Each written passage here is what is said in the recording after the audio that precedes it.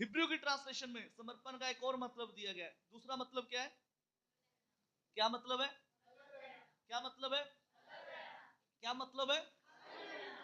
मैंने आपको बताया पुराने नियम के अंदर जो महायाजक वस्त्र पहना करते थे, जो वो पोशाक पहनते थे, उस पोशाक के ऊपर एक वो टोप धारण करते थे और उस टोप के ऊपर एक पट्टी लगी होती थी सोने की। उसके ऊपर खोद खोद कर इस प्रकार से लिखा जाता था, परमेश्वर के लिए समर्पित, परमेश्वर के लिए समर्पित। यानी वो बात याजक को याद रहे, वो बात दोबारा बताए तो लोगों को पढ़ने के लिए नहीं कि लोग उससे पढ़ सके और कहें कि ये परमेश्वर के लिए समर्पित है। नो, वो याजक को स्मरण रहे।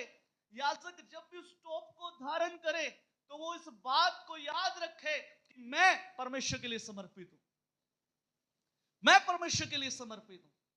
मैं आपसे कहना चाहता हूं, समर्पण का एक अर्थ है अलग रहना। समर्पण का एक अर्थ है अलग रहना।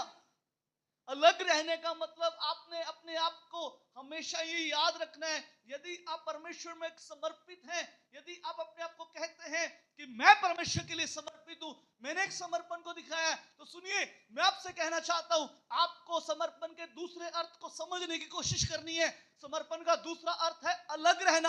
अलग रहने का मतलब आपको अलग रहना है उन लोगों से जो आपको परमेश्वर की हजूरी से दूर करते हैं। आपको अलग रहना है उन बातों से जो आपके अभिषेक को खो देते हैं। आपको अलग रहना है अपने फोन से। आपको अलग रहना है उन बातों से जो आपके और परमेश्वर के बीच में एक दूरी को पैदा करती है। इब्रानियों की किताब में लिखा है, हर एक रोकने वाली वस्तु और उलझाने वाले पाप को, वहां पर यह नहीं लिखा कि उससे साइड हो जा, वहां पर लिखा है परा सुट के, यानी कि उससे अलग होना है। जो वस्तुएं मुझे परमेश्वर में आगे बढ़ने से रोकती हैं, जो चीजें मुझे खुदा में आगे बढ़ने से रोकती हैं, जो बातें मेरी आशीषों को रोकती हैं, मुझे उनसे अलग रहना है। मुझे उनसे अलग रहना है, क्योंकि मुझे याद है मैं परमेश्वर के लिए समर्पित हूं। मैं परमेश्वर के लिए समर्पित हूं, मुझे अलग रहना है।